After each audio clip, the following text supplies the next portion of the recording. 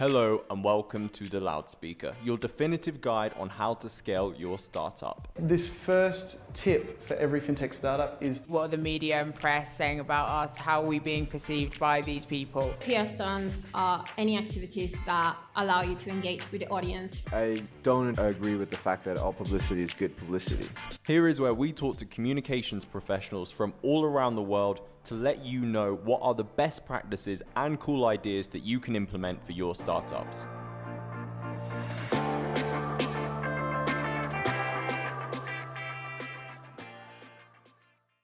Sabina, do you want to start off by telling our listeners who you are and a little bit about your background? Sure. So I am a New Yorker and was working in advertising, marketing, for the last almost 15 years, mostly at agencies working with big brands, but also with small startups.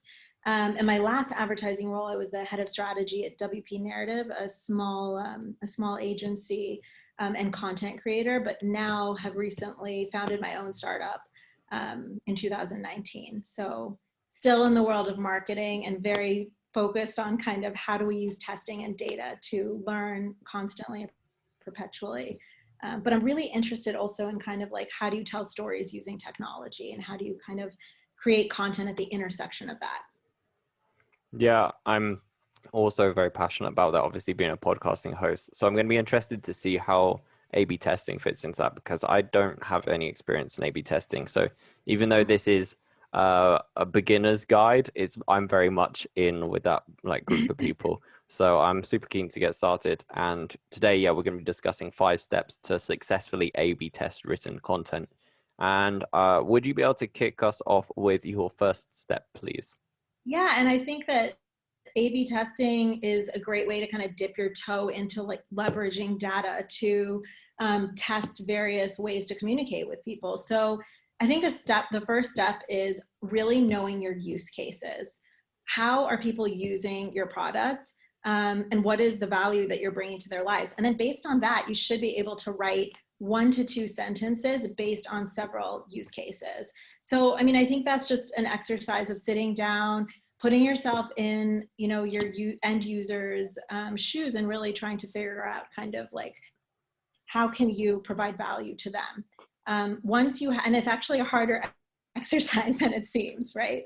I think everybody should kind of know that about their product, but really writing it down in a succinct way that's 1 to 2 sentences is important. But I think that brings me to the next step, which is really like putting a framework around it to make sure that it's feasible for you to actually execute a test where you have real results. So what is your timing? What is your budget? And kind of ironing out some of those details next as well. That's the stuff you just have to get out of the way. And then you can really kind of keep going, go to step 3 and assemble all the pieces. So I think there's lots of ways to A/B test, right? You could A/B test via email. You could A/B test via social media. I don't know if you want me to kind of elaborate on any of those specific platforms, but yeah. Maybe just summarize real quick, like how you might go about doing that. Yeah, exactly. So that's kind of part of the framework, right? Like, where are you actually going to test this thing? And maybe your users are really engaged with your email campaign. Maybe they're more active on social media. So you can I think you definitely just need to choose one though. And this is really the most important thing about A/B testing, is isolating one variable. And in this case, we're talking about written content. So you want to isolate the written content as the only thing that changes. So it's really like, A/B as in like the imagery is the same, the platform is the same, when and how you're posting it is the same, but the only thing that'll change is that message, that value proposition that we discussed in step 1. Awesome. Step 2, if you could share with us like KPIs and what would be your next step of advice? Yeah, so elaborating kind of on that step 2 framework. So KPIs, and this is kind of like, based on what your timing and budget is, but like, what do you want to, what do you need to understand that this test worked or didn't work, or which of the A or B is working harder for you? So that could be clicks. that could be your, that could be a click-through rate on your email. That could be somebody on a social campaign clicking on it and engaging with your website for a certain period of time. But it's really important that you kind of take that KPI into consideration as you create the test. So just making sure that you're having conversations with whoever is looking at your website traffic, for example, so that they're clear that there's going to be maybe some data that they need to look out for, or even if it's activity, other kinds of activity, making sure that it's tagged and you're able to kind of monitor it. So that's a really important step also. And it can be really simple. I think, especially as a beginner, you can create a test. It can be 1 week long.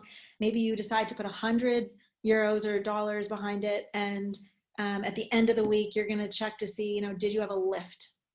Did you have more website visits? Did you have people putting things in their basket if it's an e-commerce campaign, or do you have engagement on social media? There's a quote that I love, which is, you can't manage what you don't measure. So definitely, I think the KPIs in this sense are going to be your key indicators of how well you're doing.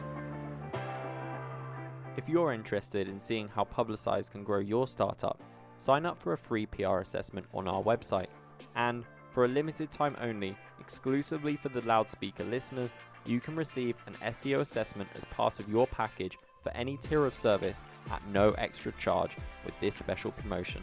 To find out more, visit publicize.co/LSpromo.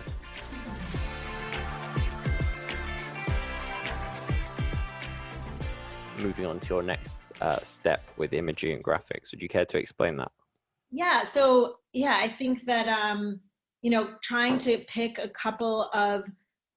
pick like one key image or one graphic that, if you need a graphic, you may not need a graphic depending on how you're testing, but making sure that it makes sense with, all the different texts that you've written, and it stays the same. And this is just kind of like putting those together. And of course, I think it's an important step, because if you're testing on social media, for example, you need to respect certain pixel sizes, certain dimensions, and just that can take a little bit of prep to do that. So I think that, like I said, we really need to kind of focus on one channel at a time. But that also leads me to the next step, which is, by the way, you can test on various channels. So don't just think of it as, a one and done type of thing. So you may start with Facebook, but then you may go on to email, and then you may go on to Google Ads, or you may do a test on YouTube.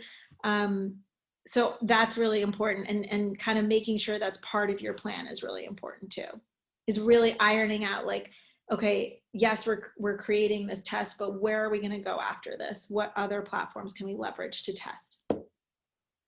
Yeah, I've definitely found as well that obviously whichever platform you choose is going to depend on your market. You have such a wide difference between what's going to be on Instagram and LinkedIn and Facebook.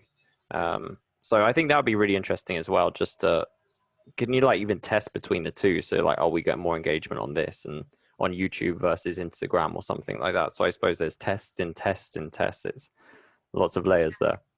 Go ahead. That's a great point, because actually you can create the same, and again, as long as it looks the same and it sounds the same, you can test the same piece of creative or written content on 2 different platforms, and then just see which one performs better for you. And that happens a lot. There's things that perform even though you're still profiling and creating a profile that kind of seemingly is the same. Yeah, they're different animals, and they will give you different results. Awesome. Like I said, I don't have really any experience in A/B testing, so I'm a complete beginner. So this might sound like an obvious question, but what tools would you use for this? Are there specific tools that you might use across all platforms, or is there a specific tool that you might use for each of them? A tool to test? A/B test, yeah. Is there any particular software or tools out there which you would recommend? Yeah, the beauty of this is you can directly test in Facebook, and you can set up Facebook A/B testing. And same thing with Google. So I think that they've actually made it quite easy for us to A/B test nowadays, because directly within the platform, you can choose, you can do this all within the platform. Yeah. Awesome. Do you know if there's much A/B testing in podcasting? I know I'm putting you on the spot with all these questions, and we still got another step to go, but I just have all these questions come to mind, and I'd love to hear your thoughts. Yeah, I mean, podcasting is interesting because in terms of tracking, it can get a bit tricky. You almost have to, I mean, unless you set up like a specific code. So brands will set up a specific code, or or like a specific URL, for example, and then the podcast host will read out the ad, and usually they're not going to change. They could change the code and they could test it that way, but it's just really hard to, it's a little bit harder to kind of make sure that it's trackable and that you're getting a clear idea. But yeah, in theory, you could actually do it with different shows. And the way that I would do that is I would actually use these other platforms like Facebook and YouTube, or sorry, Facebook and Google, to test the written message. And then once you know that your message is working for you, that would be, you know, a good way to test different podcast genres.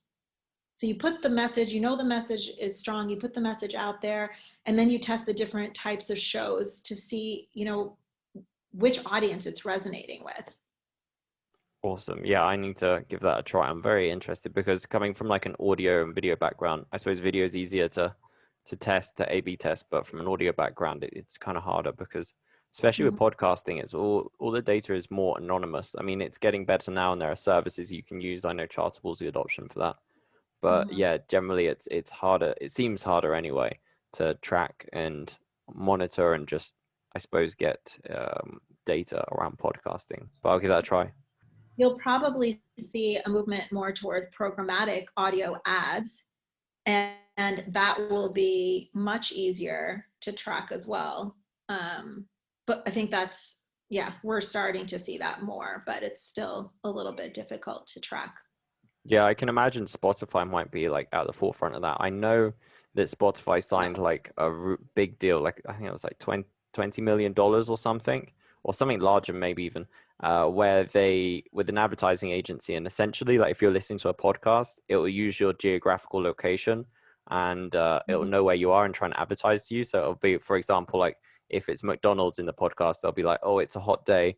Go to your local McDonald's, which is like, take a right, take a left or whatever, tell you the closest one to you and suggest a drink for you to get, which like is very accurate considering like at that moment it can tell the temperature, the weather, where you are, and just like fine tune it perfectly for that situation, which is crazy specific. But yeah, we'll see how that goes. And then they can also track to see if you actually go physically to the McDonald's to buy something. So that's really, you know, it's a different level than we're at now. But yeah. And for your final point, what's step 5 that you would like to share with us? The final point for any beginners listening.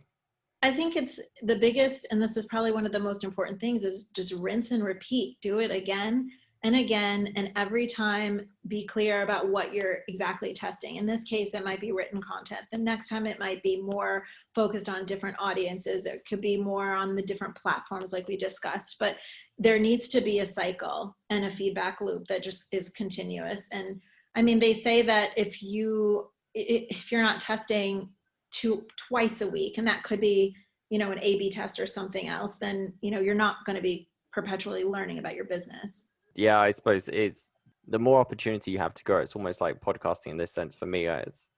I didn't start off perfect, but I've been keeping it up and it gets better and better. And I hear that it's like with anything, really. It's anything. Keep it up, keep repeating it. It's a daily practice. Get into the habit and yeah, it will get better. Exactly. Sabina, if anyone wants to keep up with you or follow you or even reach out to you, what's their best way for them to do that? Sure. You can email me at sabina@elocance.com. Elocance is our startup that is actually an audio app that turns all your content to audio. Or I'm on Instagram, SabinaK617. Fantastic. Thank you so much for your time today, Sabina. Thanks, Samuel. Take care.